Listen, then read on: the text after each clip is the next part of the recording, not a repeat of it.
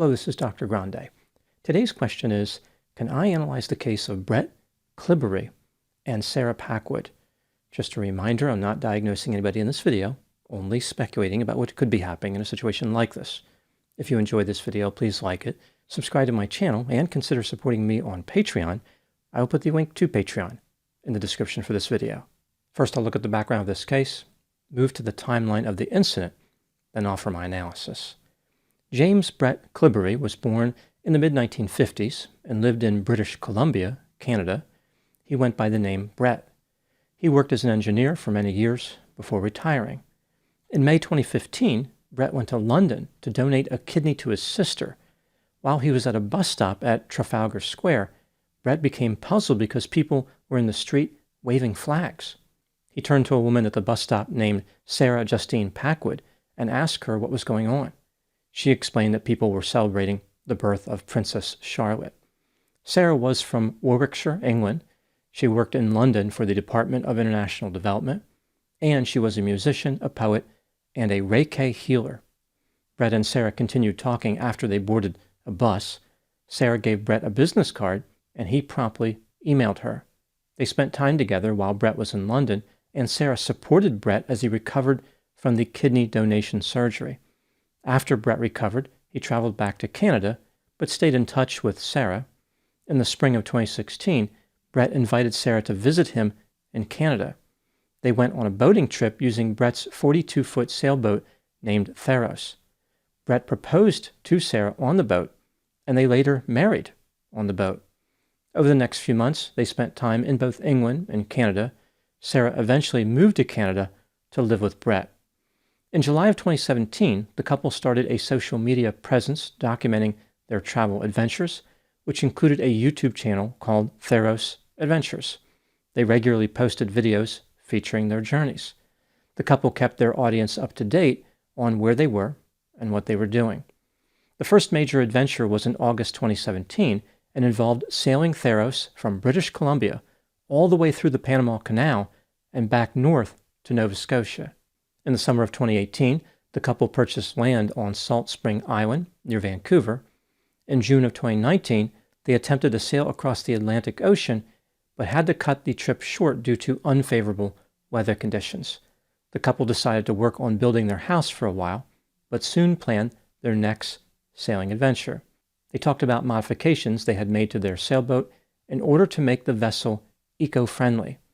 The vessel had been equipped with a diesel engine, but the couple removed it in favor of a battery pack from a Nissan Leaf electric car. The batteries were charged by solar panels that were installed, as well as by a propeller which was driven by the wind when they were sailing. These recharging methods were insufficient, so the couple had to use a generator from time to time. Eventually, they upgraded the vessel, giving it a total of 6 solar panels. In May of 2024, Brett and Sarah announced their next big adventure, which they called the Green Odyssey. At first, they didn't offer many details, rather just talked about how exciting it was going to be. Over the next few weeks, they released a series of videos documenting their drive from British Columbia all the way across Canada to Nova Scotia. The couple shared the details of the Green Odyssey. Their intent was to sail their vessel 2,000 miles from Nova Scotia to the Azores. This is a group of islands about 900 miles west of Lisbon, Portugal. Brett and Sarah planned on arriving at their destination on July 2, 2024. Their mission was to demonstrate to people that it was possible to travel across the Atlantic Ocean without burning fossil fuels. Evidently, the couple failed to remember that thousands of people have done this over the last several hundred years. For example, Christopher Columbus. Either way, the couple was excited. Sarah proclaimed, quote, "It's probably the biggest adventure of our lives so far," unquote. As it turns out, it was not only the biggest, it was the last. Now moving to the timeline of the incident. On June 11, 2024, 70-year-old Brett and 54-year-old Sarah started their voyage from Nova Scotia to the Azores. They departed from Halifax Harbor in their solar-powered sailboat Theros. That same day, the couple posted a video on their Facebook page where Brett talked about how they were underway and traveling at about 5.5 knots. He wasn't aware of any problems, everything seemed to be going well. Sometime on or about June 13, Brett and Sarah disappeared. They were reported missing on June 18, 2024. Searches were conducted in the areas where the couple might be, but there was no sign of them. On July 10, 2024, at about 3:15 p.m., the bodies of Brett and Sarah were found in a 10-foot inflatable raft on Sable Island. This is a remote island off the coast of Canada, about 187 miles east of Halifax Harbor, where the trip started. This island is sometimes referred to using the cheerful name Graveyard of the Atlantic. Since 1583, there have been over 350 shipwrecks recorded on the island. At the time I am making this video, the couple's vessel, Theros, has not been found. Now moving to my analysis. Here are my thoughts on a few areas that stood out to me in this case. Item number 1. As I mentioned, Brett and Sarah had a YouTube channel. It had 186 videos, about 1,000 subscribers, and had been viewed about 64,000 times. In the videos, the couple appeared to be cheerful, considerate, sensitive, enthusiastic, friendly, and resourceful. They clearly enjoyed spending time with each other, and they always appeared happy and busy. The videos documented their adventures on the sailboat and on land. It was clear the couple interacted with a lot of different people and really appreciated all the scenery.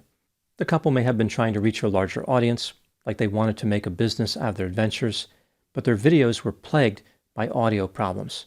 They really struggled to control wind noise. I don't know if they didn't think about the audio or they didn't know how to fix it. Either way, the poor sound quality probably had a negative impact on the growth of their channel. Item number 2, eco-friendliness was important to both Brett and Sarah. As a retired engineer and experienced sailor, Brett seemed to have a pretty good handle on what he was doing. Based on the videos I watched, there was no evidence of glaring mistakes.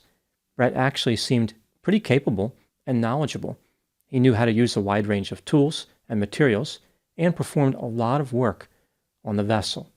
Even so, converting the sailboat to electric was a bold project, not without substantial risk.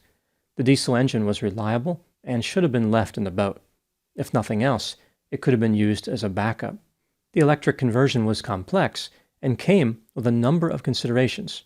For example, did the removal of the diesel engine and the addition of the batteries change the balance and/or the center of gravity of the vessel? Batteries from electric vehicles do not respond well to salt water. When salt water, which is highly conductive, comes in contact with battery terminals or damaged cells, a short circuit can result. This leads to a lot of heat, which can cause a fire or an explosion. This often results in a less than optimal sailing experience. Did Brett and Sarah have the proper fire suppression system to handle this possibility? Electric vehicle batteries require a sophisticated battery management system. Did they account for the unique demands a sailboat would place on these batteries? Brett was an intelligent guy, but it's not clear if he really understood the ramifications of an eco-friendly sailboat conversion. Item number 3, what happened to Brett and Sarah?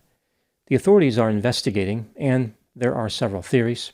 For example, the sailboat collided with a larger vessel, pirates seized the sailboat experienced a power failure, or there was a fire.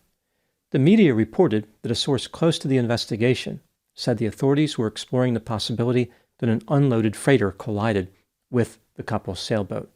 No damage to the freighter was found, and the crew was not aware of striking anyone. A massive freighter striking a 42-foot yacht would not necessarily damage the freighter. The crew would not necessarily have noticed due to the size difference of the vessels. The fate of this theory is uncertain, but the fact that it was mentioned by the authorities makes it the front runner. Whatever happened to Brett and Sarah, it probably happened very quickly. I think it's reasonable to believe that they died in the lifeboat from either dehydration or exposure. The main question in this case is what motivated them to abandon the sailboat. It seems strange that they wouldn't take emergency communication equipment with them. They had it on board the vessel. Most sailors have a bag containing all the necessary equipment in the event of an emergency. Why would they leave that behind? What would be the point in getting in the raft if there was no way to communicate? This sets them up for a minimal chance of rescue and a high chance of a slow death at sea. This makes me think that something happened to the vessel that was so catastrophic and unexpected that they simply could not get the bag. It was all they could do to make it into the raft. From that position, they simply watched the sailboat sink, and with it, their hopes of survival. If they had just been struck by a larger vessel, maybe they thought that vessel would stop and render aid. This caused them to prioritize getting into the raft and not worry as much about having a long-range communication device. Under this scenario, they would have watched in terror as the freighter continued on its way. As far as the theory that pirates attacked the couple, this is unlikely. Pirates are not known to operate off the coast of Canada. Furthermore, pirates probably would have murdered the couple quickly, not slowly by setting them adrift in a raft. A power failure is another possibility to explain what happened, one that is of particular interest considering the eco-friendly conversion. However, the couple had access to battery-powered communication devices. They would have simply called for help. The last theory, the sailboat caught fire, has also attracted attention due to the electric conversion.